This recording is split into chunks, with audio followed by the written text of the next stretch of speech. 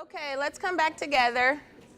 I'd like to hear from someone towards the middle of the room. So the answer to your question, what has your athletic experience taught you? Someone give me an example.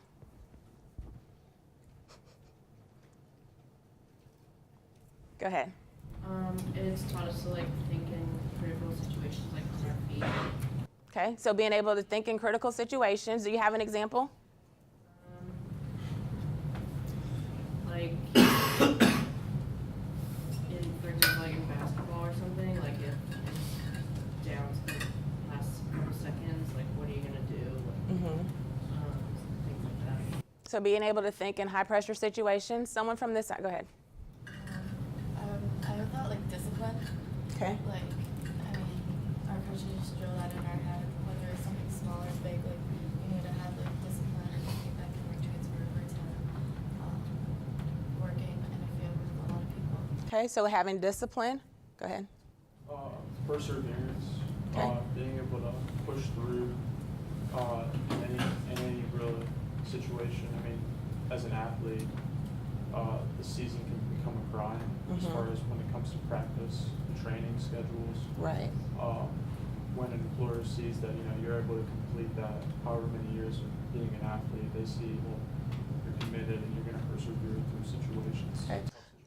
So being able to provide examples of how you persevered through different tough situations. So I think one of the most important things, especially in interviewing, is, again, providing examples. It's better to tell an employer a story as opposed to just saying, I have perseverance, or I'm good at dedication, those different types of things. So being able to tell a story is exactly what that employer is looking for, and it's going to be a way for them to remember who you are.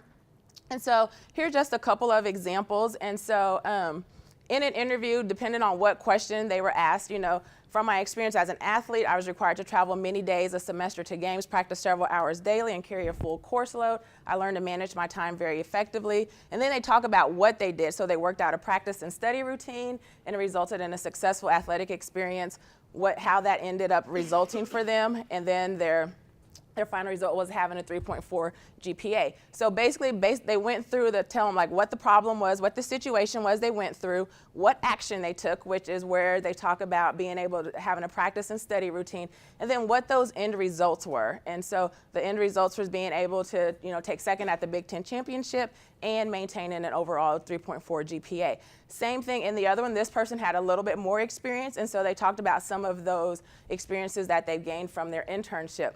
One of the things that's really important to think about as far as just athletic transferable skills in general is that even though you may not have been a collegiate athlete, professional athlete, but most of us have done something in high school, but depending on who you're working with, you can help them figure out the best way to be able to talk about these things. So even though I know it seemed like, I asked the same question for all three of the different scenarios, but there really are different ways to talk about your experiences. So the way you talk about it in a resume versus the way you talk about it in a cover letter and the way you talk about it in an interview, you might still be talking about leadership, but the way you give those examples is going to be different based off of what you're doing. So you may think you're being repetitive, but really you're just giving them different ways of seeing how you've been able to accomplish those skills. So it's really important to think about, how these can be marketable, and then what's the best avenue to place them in.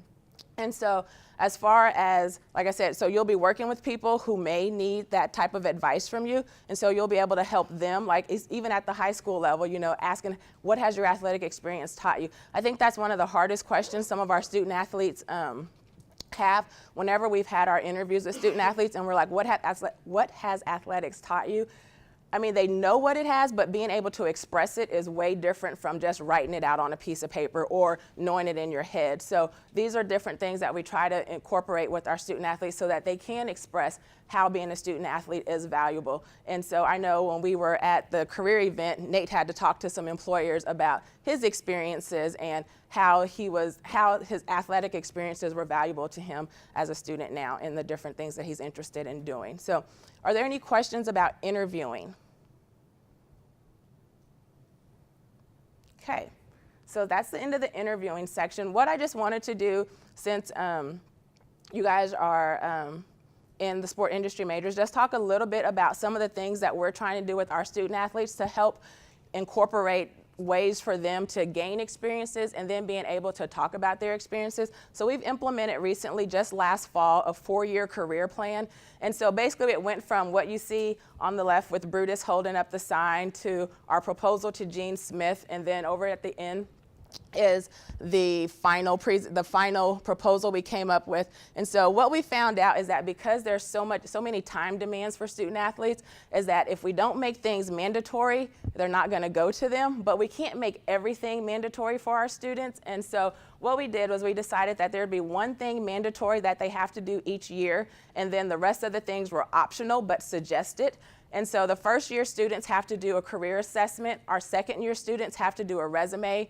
Third year students have to do a career consultation, and then our fourth years have to do some type of networking with employers. And so we're trying to purposely give them opportunities to be able to utilize, to be able to talk about some of the things that they've gained and learned through being a student athlete and how those things can transfer over to the workforce, because we're hoping that the earlier we get them into some of these things, they'll just start wanting to do some more of it on their own, because we do know that they're here for school and their sport, and so they spend a lot of time in their sport, and there's not as much time for some of the other things that are going to make them a more marketable candidate once they graduate. So we have implemented the 4-year career plan. We're in our second year of it, and so still just working through some of the kinks, but it's just another way to give them the opportunity to be able to talk about their athletic transferable skills. And with that, do you guys have any questions about anything in general? Yes. A lot of students, whether they're student athletes or not, want to help student athletes in the future. Mm-hmm. And I know that that's what you do. So can you talk a little bit about your career path? Yes, so I graduated from Kansas State University with my undergrad in social work, and then I got my master's degree in college student development from Kansas State University. Part of the reason that I got my master's degree was because I was watching a football game one day, and I saw like all the students, the football players for K-State had majors in sociology, and although there's nothing wrong with being a sociology major, the advice I had been given as a student was that it was one of the hardest ones to make yourself marketable in.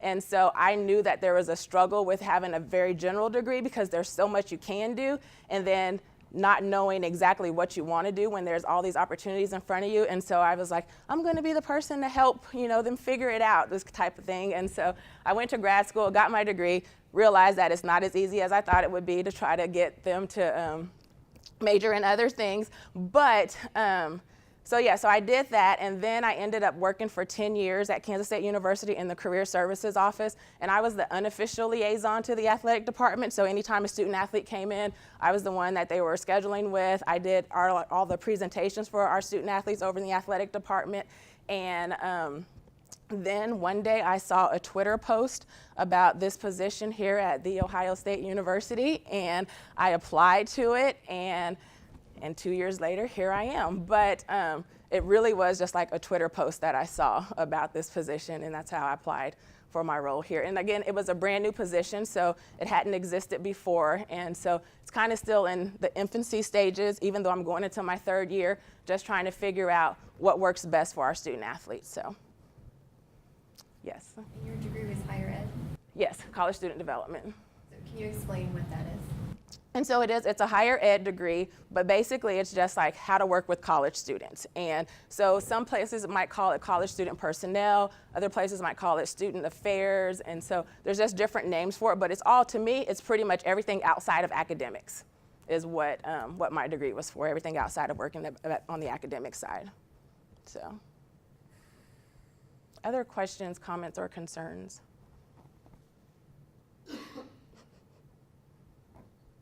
Students do have championships. I know I've experienced that students have national championships or state championships or conference championships, and they're too humble to mention it, and then they don't mention it.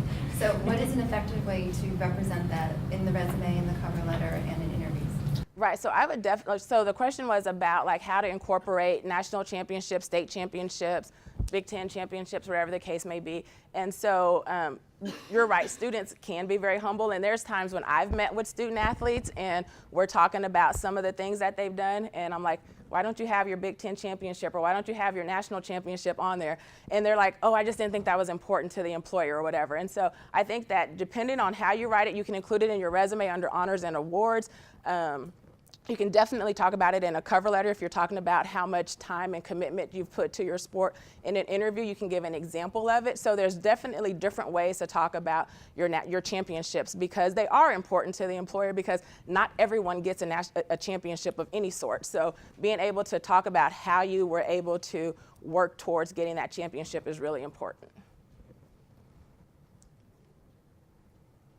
Okay. All right then. Well, I think that sums up everything that we were, the focus was for. So talking about resumes, cover letters, interviewing, transferable skills are just those skills that can be transferred from one thing to another. And then athletic transferable skills, pretty much the same way, the skills that you gain from athletics, how they can be transferred to a position or work experience. So with that, thank you guys very much.